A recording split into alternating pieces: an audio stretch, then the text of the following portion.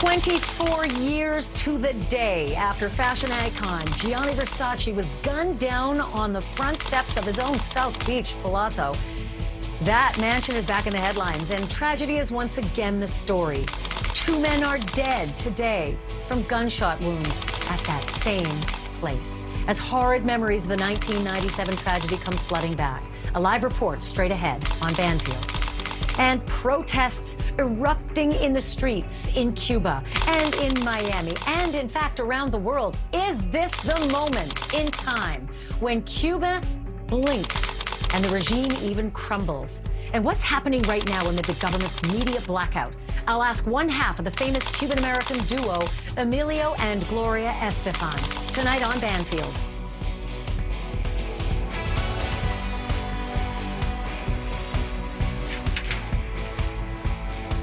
Hello and welcome to Banfield. 24 years to the day since the shocking murder of fashion icon Gianni Versace on the front steps of his Miami Beach mansion, and 2 more people have now been found dead there from gunshot wounds in that very same home, now a posh and expensive hotel. If you were around on July 15th, 1997, when that blockbuster story broke, and if you were in Miami Beach, or even if you weren't, it all came rushing back when you heard today's news. Reporter Brian Enton is live tonight from the Ocean Boulevard mansion with more on this news. Brian, this is really just an astounding headline, but it is a very different headline than from 24 years ago because there's no manhunt this time around. Take me there and tell me what's happening. Yeah, I'm glad you're setting it up that way, Ashley, because it is very different than what happened to Gianni Versace in his mansion behind me 24 years ago. The medical examiner today said this is a double suicide, but the timing on this is so strange because it's all unfolding exactly 24 years after Gianni Versace was gunned down on the front steps behind me in the very same place. The latest we're learning from Miami Beach police today is around 1 o'clock yesterday afternoon. They first got the call from housekeepers inside this posh boutique hotel. They went inside what's known as the Villa Suite. That is actually Gianni Versace's old bedroom. And when the housekeepers got inside, they found 2 men dead, a 30-year-old and a 31-year-old man, both shot in the head. Police investigated all night long, and today the conclusion from the medical examiner again was that it is a double suicide. They brought the body bags out the back of the hotel, looked over everything. That's the conclusion they came to. But again, the timing just very, very strange, Ashley. So, Brian, here are some of the pictures from today as we see the emergency vehicles there, but those aerial views were showing the bodies coming out of the back door into the alley behind that extraordinary, I think like $1,800 a night luxury hotel. It seemed that there were some crowds out front, but nothing like the day when Gianni Versace was murdered. Take me to the feel of South Beach and how they digested this bizarre, bizarre news. Yeah, I mean, everybody is talking about it. It's obviously the buzz because everybody knows what happened in the Versace mansion. And then to have this happen exactly 24 years later, it's very, very strange, though. You mentioned, you noticed the video. They brought the body bags out the back of the hotel. And what was so strange is they never really shut this boutique hotel down. The guests were coming and going. There's a very famous Italian restaurant inside. That never shut down. Even as this investigation went on today, we were out here and there was a wedding going on, Ashley. It is absolutely bizarre, Brian. So, you know, a lot of people watching right now, especially people who were just wrapped in the 8-day frantic search for Versace's killer that ended with Andrew Cunanan, the serial killer's own suicide. A lot of people want to know why. Are they saying anything about why this might be a double suicide? Why on this particular, you know, right at this particular anniversary? Why these 2 people, who they were and why they were in this hotel? Yeah, we've been looking into it all day, trying to see is just a coincidence, or did this happen on the anniversary for a reason? It's very strange. Both of the men do not have a big social media presence. They're from New Jersey and Pennsylvania. It's unclear why they were in the hotel, but again, this happened inside Gianni Versace's old bedroom, now known as the Villa Suite. I mean, that is a bizarre detail that you've uncovered as well, and it's just very distressing. But, you know, it's weird, Brian, because I'm looking behind you, and it just seems normal. Does it feel that way? Yeah, let me step out of the way and show you, Ashley, because, I mean, it's such a beautiful mansion, and you mentioned it. It's a beautiful hotel now, but it does feel weird. I mean, it felt weird yesterday when literally we're watching body bags go out the back of this boutique hotel, formerly the Versace mansion, and people in the front are taking photos like they are tonight. You see them in the front, and there's literally hotel guests coming and going. People are making dinner reservations. It was almost from the front of the hotel like nothing was going on, yet inside there was this investigation. Now we learn a double suicide. Brian Entin, excellent work, and thank you for digging on this very strange anniversary, very sad anniversary as well. Thank you for that, Brian, reporting for us live. I now want to welcome someone else who is integrally connected to this story, Charles PODESTA. He knows that mansion extraordinarily well, and he knew Gianni Versace extraordinarily well because he was Gianni Versace's executive chef and later his estate manager. And he happened to be in the kitchen the morning shots rang out where his boss was being killed in front of the mansion. You know, Charles, thank you so much for joining us on this very strange occasion. I'm not sure how else to classify it, but I can only imagine what you must have been thinking when you heard this news today. I heard it yesterday, and I just stopped. You know, my initial thought was what happened. When they say a double suicide, I'm like, you know, why? And then my thoughts go to the spirit of the individuals, their families, their friends. It's just sad. And I don't think there is an explanation. I don't know if we'll ever know. We may never. And it's also odd that they would choose the eve before today's anniversary. And then, of course, housekeeping, you know, found these bodies, in the news, you know, broke publicly today. But there is something that Brian Entin just reported that really caught my ear, and that was that they were found in the Villa Suite, which was Gianni Versace's bedroom. Would that have been obvious to someone checking in? Would they be able to ask for that particular room if they were checking in or making a reservation? I would think so. I've been to the property since, you know, recently, I'd say probably 6-7 months ago. I know the manager of the property there. The Victor Hotel owners own the property. You can Google it to see what that room is. I know the room very well. It's the upper third floor to the right, because the left-hand side would have been the living room section to the suite, and then it wrapped around to the bathroom and then to the bedroom.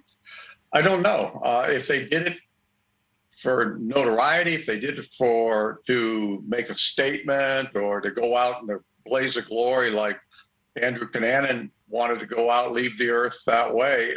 Again, no one knows. It's tragic all the way around and horrific, horrible, just horrible. And, you know, Charles, it's such a different scene. This is a live picture out front of, you know, Gianni's former home, now a hotel.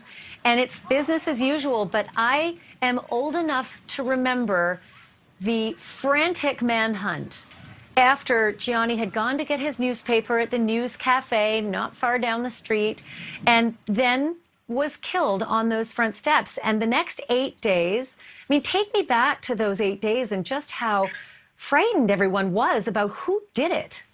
You know, shocking. The whole thing happened so fast that morning. I was in the kitchen, actually.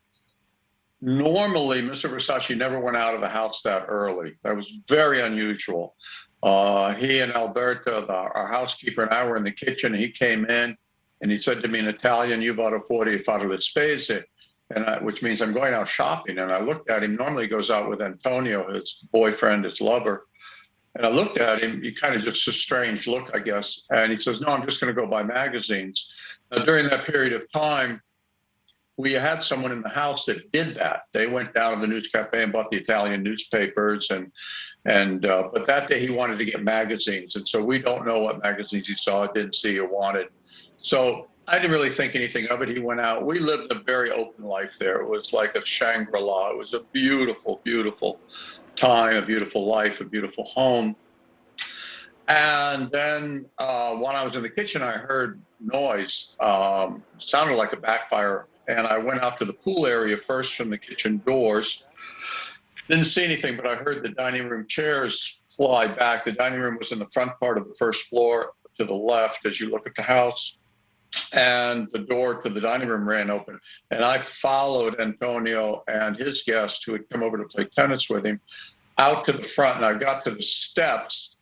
And that's when I realized something was horribly wrong. I did not go any further than that. In my mind, I just said, "We need help." And that's when I went to the telephone and made the 911 call. And the whole time I was making the 911 call, what I was trying to do is stay as calm as I could, try to get the information that was needed to rescue to come. And the rescue was right down the street on 11th Street, literally 4 or 5 blocks from us. And it just seemed to me like an eternity before I heard the sirens come. And then, of course, they came and they put him in the ambulance. And after that, my immediate thought was, no one's going to the hospital with him. I should go, because I'm sure the doctor was going to ask, did he eat? Is he on medication? All the above, that a doctor would want. And I also had a cousin that worked at Jackson Memorial Hospital, and I was on the phone with them on the way to the hospital to say, "Please meet me in the emergency room." And so I went there to be whatever assistance I could. And then when I got there, they put me away in a room, and then the doctor came in and started telling me that he didn't make it. And that was like, I was like an out-of-body experience watching the doctor's mouth move. I wasn't really comprehending what he was saying. And then I just kind of quietly snuck out of the hospital and went back to the house. And it was just, the following week was just unbelievable, to say the least. Charles, we have that moment where you dialed 911. I want to play that for our viewers who may not have known about you being an integral part of the police, arriving there. Have a listen. He was entering his house. We just heard gunshots. We ran outside. He's on the steps of the house. Who would have done something like that? It's a very short piece of that 911 call, but I can only imagine after 24 years, Charles, that this is a hard anniversary for you to get past, and to have this happen. I'm not sure how you're processing, but I hope you're okay. No, I'm okay. I deal with it well, and I don't call any death a death. I call it a transcending. That we transcend from this to the next, whatever the next should be. I know, and I can share this with you and your audience. Mr. Versace lived a wonderful life. He was always very, very happy. His spirit was alive. And as Anna Wintour said, so well at the memorial service in the Egyptian part of the Metropolitan Museum in New York, that I believe, I'm trying to paraphrase what she said, but I believe that the angels in heaven are no longer just wearing plain white. And that really kind of took the room that was in a very, very sad room into a little bit better mind frame. I mean, his impact, there was Princess Diana with Elton John at his memorial. He was 50 years old when he was dead. Charles PODESTA, thank you so much for joining us on this very sad occasion. And I appreciate you taking the time to share a little more about Gianni Versace. Coming up, some shocking new developments in a murder case that we thought was over. A man was arrested, tried, convicted of a college student's murder, but now, on the day that he was due to be sentenced for the killing of Mollie Tibbetts, this case might actually be slipping away. Tell you why, next.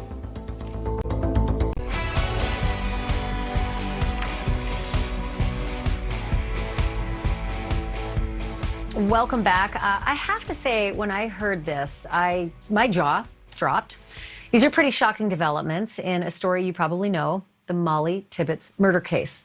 I know you will remember this. She's the college student in Iowa who disappeared while on a jog back in July of 2018. And over the next several weeks, police in multiple states investigated hundreds of leads. And then a month later, after she disappeared, they found her body. And she wasn't far from where she vanished. She was in a cornfield covered in corn stalks.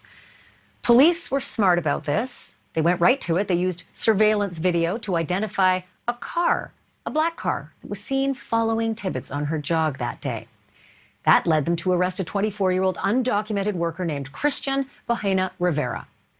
He was tried and convicted of Tibbetts' murder, and he was scheduled to be sentenced today. But that's not the news I'm bringing you. I bet you thought you were going to find out what he was going to get. No, instead, I'm going to bring you something that is very, very strange. An inmate, better known in my business as a jailhouse snitch, has introduced a whole different scenario to explain how Tibbetts died. He says that he had a cellmate, they always do, and this former cellmate's name was Gavin Jones.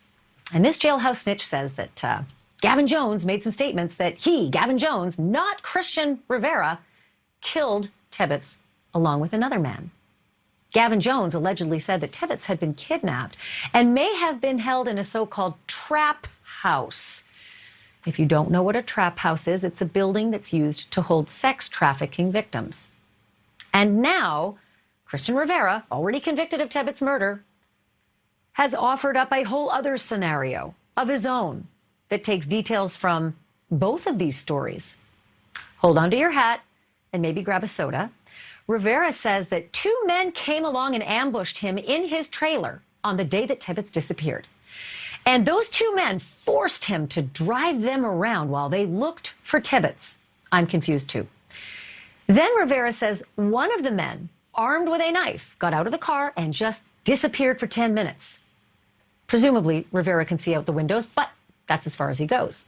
He does say, though, that when that man returned, both men ordered him to drive a short distance and stop the car. Rivera then says he heard some movement in the car and the trunk closed. Again, I presume since he's driving he could see out the windows, but no further explanation of this. The men then ordered him to drive to a white house where they took his keys and cell phone and then left, but warned him not to talk. And they threatened his family if he did. If you think it's strange, I am not done. In fact, I'm not even getting started. Rivera says after the two men left, he waited for some time and then decided, I'm going to take a peek in the trunk. That's when he says he saw Tibbetts' body. But then he says he was worried he'd be implicated in this crime. So he says he just scooped up that body out of the trunk and marched off to a cornfield and covered her up in corn stalks. I'm confused as well, because if those people had warned you, would you really just make off with the body? That's what he said he did. So police located him a month later and they interrogated him for 11 hours. And during that 11-hour interrogation, he told police that he, in fact, had encountered Tibbetts while jogging and that she threatened to call the police on him. I'm not exactly sure what encountered means in his books, but that's what he said. He also said he panicked and blacked out, but that when he came to, what are these headphones doing in my car? And what's that body doing in my trunk? And then decided, well, I better bring her to the cornfield and cover her up. You okay? I'm not. I'm not okay at all, because this sounds like, well, I can't say it on television, but you know where I'm going. Because if you're counting, this is now at least 3 or maybe 4 different scenarios for how that beautiful young woman died. And yet the judge decided to delay the sentencing today. And now there might even be some talk of an appeal, possibly even a new trial. Wait, that's jumping way ahead, because in my business, that doesn't just happen. I think we all need to take a breath. We all need some clarity on this, and I have just the people. I want to bring in NewsNation's Michael Schur, who's been following this case very closely. Michael, Did I get anything wrong in that setup? Because as a legal journalist, that sounds like bullcocky. Yeah, I was wondering what you were going to come back with as a word, Ashley. Yeah, I mean, you didn't get anything wrong, but there's even more to it. There are, you know, and as I was listening to you say all of these things, the defense attorneys are there, right? And you're the legal expert, not this reporter, but they're there to create reasonable doubt. And that seems to be what's going on right now. I mean, even listening to you list those sort of circumstances makes me think, well, you know, who's right here? There's so many possibilities, but there's more to it, right? I mean, there is this trap house that you mentioned, and a trap house it's called a trap house because people literally get trapped there. People who are on drugs, who are addicted, will go there, get free drugs from the person who runs the trap house, and then that's where the sex trafficking happens. They have people come in and they prostitute these women out to other men, and those men pay the trap house for it. So it's very hard to leave because you get the free drugs and you get free reign there. But it's also a very terrible place for any young woman or any person to be in. But that's why they're called trap houses, because you're literally trapped in them. There's another woman who was 2 months before Mollie Tibbetts, who was at a Casey's in the same town. Casey's is a popular sort of 7-Eleven convenience store known for their pizzas and food as well in Iowa and probably more of the Midwest, but I've been to them in Iowa. And she was abducted from a Casey's.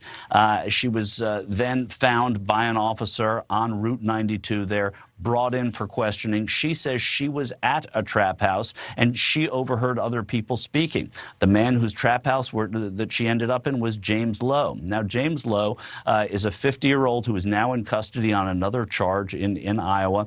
And James Lowe is important here because his ex-girlfriend is the mother of another name I'm going to give you here. There's a missing 11-year-old boy. Is that Xavier Harrelson? Exactly, Harrelson, Xavier Harrelson. Yes, Xavier Harrelson. It gets crazier and crazier, Michael. So there are all these lines that connect so many people in this case now. It's very convergent. I want to stop down and take a quick break because I need a drink. And when I come back, I actually want to bring in some pretty smart legal minds, actually the best of the minds that I work with. Mark O'Mara and Susan Filan are going to break this down as well to let us know, I think, the ultimate question. Does he have a shot? It's next.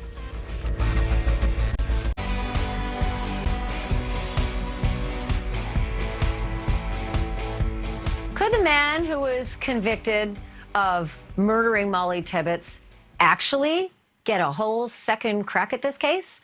I'm joined by former prosecutor Susan Filan and also criminal defense attorney and civil rights attorney Mark O'Mara. It's good to see both of you. Mark, I'm gonna lead you off on this one. You heard the crazy, and when I say crazy, I'm not using hyperbole here, this crazy concoction of a jailhouse snitch and then a girlfriend of the jailhouse snitch and then the defendant himself putting a whole new scenario into the plate, and a judge has to delay the sentencing today to decide what to do in a few days?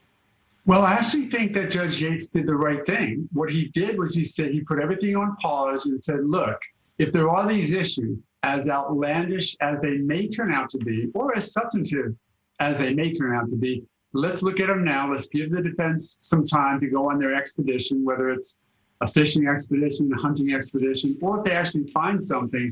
I think it was a smart move not to rush forward with sentencing today, realizing that all of this is out there. Because if you look at it from a slightly different perspective than the one that you gave, you know, you do have this trap house. You do have somebody saying about a jailhouse snitch, talking about what he said. You do have this former girlfriend saying it in a different context. There were some different unrelated people talking similar stories about what may have happened. So will it overturn it? No, I don't believe so, with the length and the depth of the evidence that we saw when both you and I were watching this trial unfold. But I do think it was a good move to take a breath, do it the right way, look into everything so that if you get if you get a sentencing, we know an appeal is coming. In effect, the judge will insulate himself from appellate issues by doing it right today. Well, there was some pretty darn compelling evidence in the trial of Christian Rivera. Susan Filan, you've been on both sides of the courtroom as a prosecutor and a defense attorney, and you've also seen your fair share of really high-profile trials. We've worked on them together. In this particular circumstance, is it unfair if I say the following? Jailhouse snitches and trap house proprietors and trap house visitors make really crappy evidentiary witnesses. Yes, they do, but they're still witnesses. And I have to agree that the judge had no choice but to delay the sentencing. There was absolutely no way, given what has come out, that the sentencing could take place today. And he's going to take this step by step. The next motion that he's going to hear is whether the state has to turn over what the defense is claiming is exculpatory evidence. If there is exculpatory evidence that has not been turned over, that's an error that has to be corrected. And if it can be corrected at this level, rather than go all the way through the system, which would be he's sentenced, then there's an appeal, then it's overturned, then it's perhaps a retrial, the judge is doing it the right way and in the right sequence. After the hearing is decided on whether the state has to turn over evidence to the defense, we'll see what happens next. But it is possible, in my view, that there is a new trial granted. And my question is, what would that mean if the defendant's role in this wasn't to kill, but to just deliver the body to the cornfield? That's not murder. If he participated in the murder under duress, at gunpoint to his head, is that murder? So my question is, depending on how the evidence comes out, what does that mean for his role in this case? So, Mark O'Mara, let's just jump ahead and for kicks, let's say there's going to be another trial. Let's say this conviction's overturned and the prosecutors will, buy everybody lunch if they don't, but will prosecute again. Sure. A jury's going to hear the story that Mr. Rivera decided after all this duress, and I think there's something in the trunk, and they've just threatened my family if I tell anyone, he's just decided to go and look in the trunk and pick up a, 130-pound, I'm guessing, body, and just hoof it in the nighttime to a cornfield because, I don't know. I mean, the preposterousness of that, to me, is a jury saying, yeah, that's just beyond reasonable doubt. Like it's beyond reasonable doubt. Yeah, they're not going to let him go in a subsequent trial because they now believe his story. The only way that if he gets a new trial based upon that premise, that there was enough evidence there that wasn't turned over, that the state sort of hid or should have given more information. If for some reason the judge says, you're going to get to talk about the trap house, you're going to get to talk about Jones, you're going to get to talk about all these things you want to talk about to the new jury. Even if all of that happens, what the defense cannot get around is the preposterous nature of the story that he gave. So if it's going to happen, the only thing they're going to do is come out with an alternative theory, in effect, that the defense can convince, I don't care what he made up to try and evidence non-guilt to the previous jury. This is conclusive evidence that this guy did it, that Jones did it, that this other person did it. If they can find that type of evidence, then what he said doesn't matter. Yeah, the whole Gavin Jones thing just sounds really preposterous as well. But listen, I only have 10 seconds left. But honestly, Susan, I hope that the family, of Mollie Tibbetts are being treated with kid gloves. Just give me 10 seconds on that if you can, because I know you know. This has to be absolutely excruciating for the family, and my heart goes out to them. And this isn't a game. This isn't gotcha. This isn't who wins. This is justice, and this is a search for the truth. And I hope that justice is done in this case as much for the defendant as for the victim and her family. And my heart does go out to them, and I do offer my condolences. But I want to reassure them that this is one of the greatest justice systems in the world, and it is at work. We're watching We're watching it unfold. Thank you, Susan Filan. Thank you, Mark O'Mara. Still to come is Cuba about to free itself for the first time in more than 60 years. Is that possible? One of the most famous Cuban Americans, Emilio Estefan, joins me next.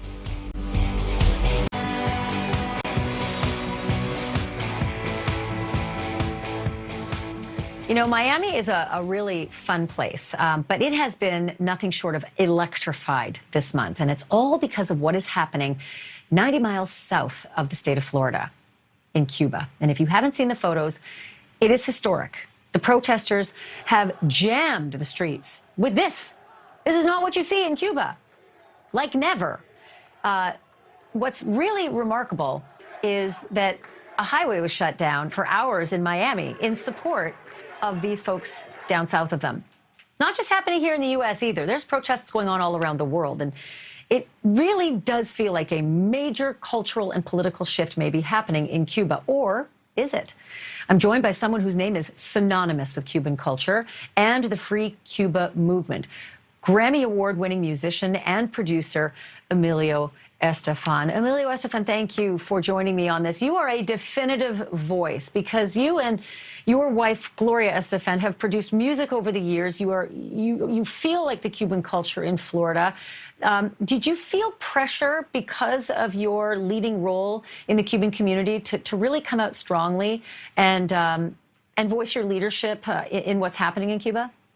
I don't think it's pressure. I mean, thank you for having us. I mean, you know something, it's so difficult, you know, because we know the real truth about Cuba for so many years, 60 years. And you know something, I think the worst enemy right now of Cuba is been the technology. For the first time, we'll be able to see some images of, you know, of some of the beating and everything they've done for human rights. And you know something, that people are desperate. I mean, desperate because, you know, it's not about food, it's not about anything else. It's about freedom. I mean, you're not be able to choose your president. You'll be able to, you have a difference with the government. They take you away. And one of the things that people, they don't know is when you do something in Cuba, you disagree with the government, they punish your daughter or your mom, and they take it away, and it disappears, and, you know, it's incredible. I mean, some of the things that, you know, that when I was in Cuba, I was 11 years old when they came to my house, and they looking for dollars, and they almost beat my mom, and, you know, that's what I made the decision to leave Cuba. And released it, you know, when I went to Spain, because my mom was from Spain, you know, I became almost homeless because, you know, we didn't have a way to make a living because we wasn't allowed to work. So, you know, to see this, so, you know, I see a little bit of light. Of course, it's difficult because, you know, showing this image because we have no support. I mean, internet, they should be coming with keeping the internet so people can be able to show this to the world, but they already disconnect that.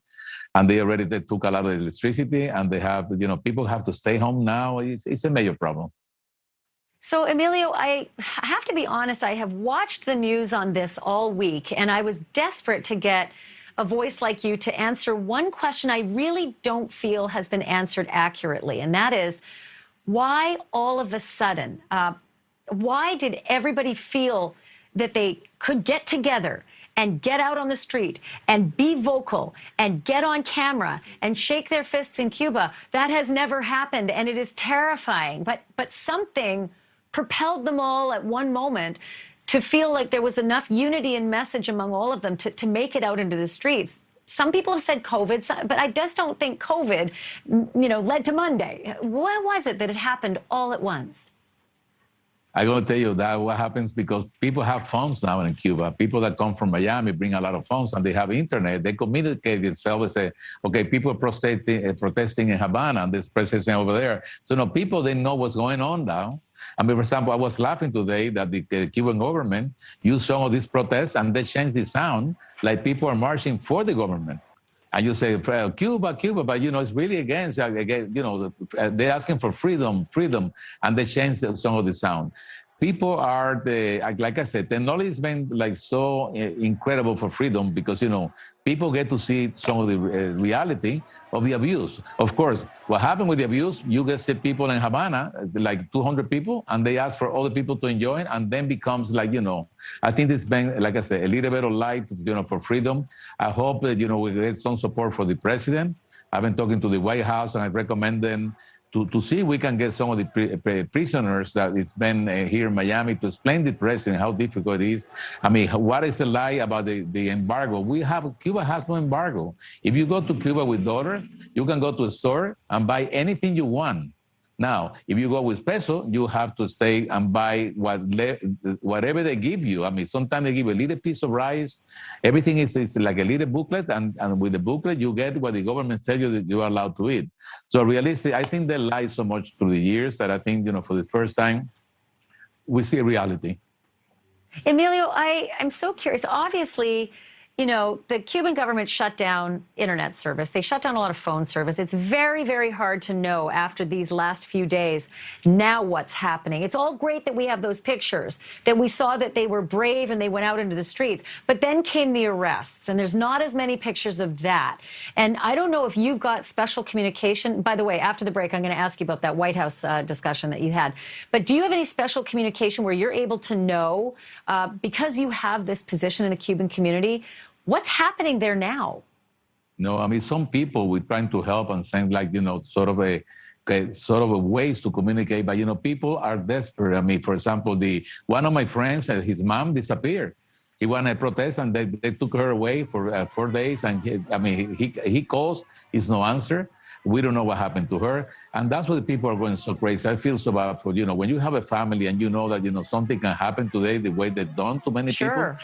I remember my cousin left to an embassy when he was 20 years old, and my aunt didn't know that he was leaving. So they came in the morning and said, you know, he was leaving. I said, no, I didn't know he was leaving. They put her in jail for 20 years to punish him. What? Yes, I mean, that happens in Cuba constantly. And, you know, people, I mean, there's so much ignorance when they talk about the embargo. The reality is not embargo. They get things from Spain, from Brazil, from Turkey, from Russia. Wow. I mean, you know, the excuse about the whole situation about the embargo. Like I said, if you can go to Cuba right now, me as from the state, if I bring dollars, I can go to any store specialized for tourists, and I can buy anything. Like you go to any grocery store here in America. Now, Cuban people is not allowed. Cuban people is not allowed to go to a hotel even when you come. So it's a very different picture if you visit Cuba. You're not getting the real experience. I had that same experience in the Soviet Union, things I could do that everybody else couldn't. But my question is, do you know what's happening in the streets? Like, do you have any idea if those robust protests are gone and quelled? And do you know if there have been hundreds or thousands of arrests? Do you have any idea what now? Because we feel like we're in a bit of a blackout. I know it's a blackout because you know, that's what they usually do when everything like that happens. But the only thing that we know, they brought a lot of reinforcements from Venezuela. They're beating people all like you can believe.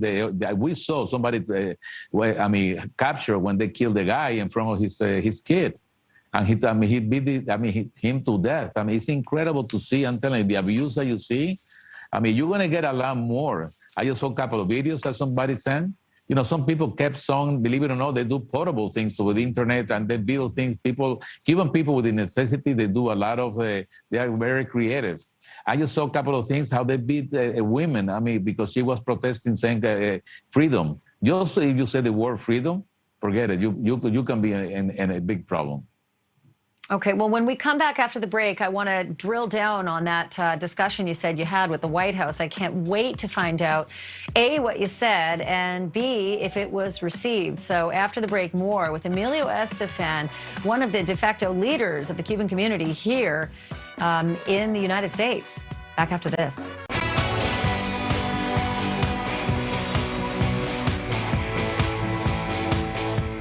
Shocking, surprising, eye-opening, all of those things apply to the anti-government protests that just suddenly erupted in Cuba, a place where that does not happen. They also erupted in Miami and all around the world, places that does happen. I'm joined by Grammy Award-winning musician and Cuban-American activist Emilio Estefan. I say the de facto leader in the Cuban-American community, Emilio. I want to just play for our audience two different presidents of the United States and their different approaches to Cuban foreign policy, because, you know, what's happening in Cuba has bedeviled American foreign policy for decades. But here is President Trump and President Obama, and spot the difference. Take a look.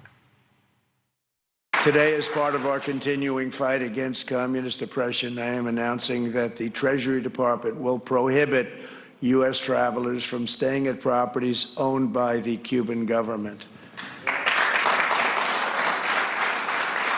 We're also further restricting the importation of Cuban alcohol and Cuban tobacco. My administration stands with every citizen of Cuba, Nicaragua, and Venezuela in their fight for liberty, and we work for the day when this will become a fully free hemisphere.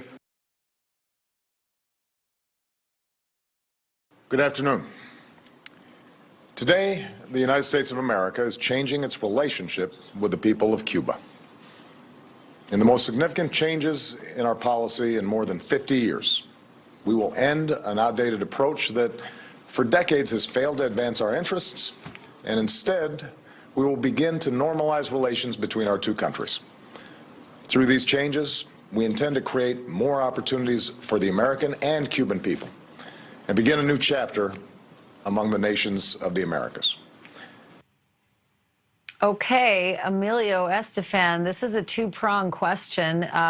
Which approach is more suitable to the Cuban-American community as they look south to Cuba? And we've got a new guy in the White House, Joe Biden, and you've just had White House visits. So start with what you spoke of in the White House and end with which approach is better. Well, I'm going to tell you, I produced 43 events in the White House, 43, 6 different presidents. And I've been involved with every single one. And I think they always have the best intention. To tell you the truth, it's going to the doctor and give you 2 different diagnoses to see which one is going to work. Either one work. Because I think the approach that Trump took was a lot more stronger than the one President Obama took. Obama was the field of thinking that he was opening, he was bringing a lot of hope. But I told him, when I met with him a week before he went to Cuba, I told him that dealing with the communists is no way you're going to win. President Trump, which I know, he did a lot of great things about going to Cuba and everything. But realistic, people kept going from Miami and bringing money and bringing things and supporting because it's their family. So I think realistic, never has been a president that has been firm about the situation with Cuba. They talk about the embargo, but the embargo has been totally a lie for many, many years. And you know what happens? I think the Cuban regime used that as a publicity to change, to confuse people. I mean, I think both wanted to do something good, but I don't think helped really, definitely the reality. What is help now, right now, I mean, Cuba, the people, they don't have guns, they don't have how to defend themselves. The only thing they have right now is the internet.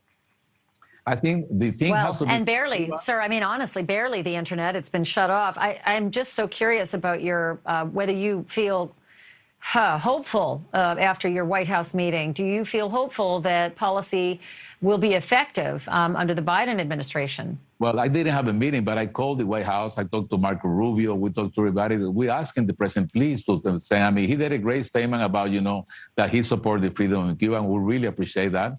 We need more. The only thing that we need is him to force them to keep the internet so that people can know the reality, what is happening in Cuba.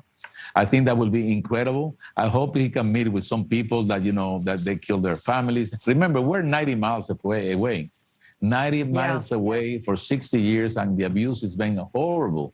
It is horrible. So close, and yet it is so incredidly far. But Emilio Estefan, thank you so much for spending the time with us. I appreciate, and I hope we can revisit this. Because it is a critical topic for all of Americans. I just want to mention you've got the Foundation for Human Rights in Cuba. You'll be releasing a song titled Libertad or Freedom and an accompanying video. Thank you again, and please give our love to your beautiful wife. Hopefully she can join you on the interview next time. I appreciate it. Bye-bye. Thank you.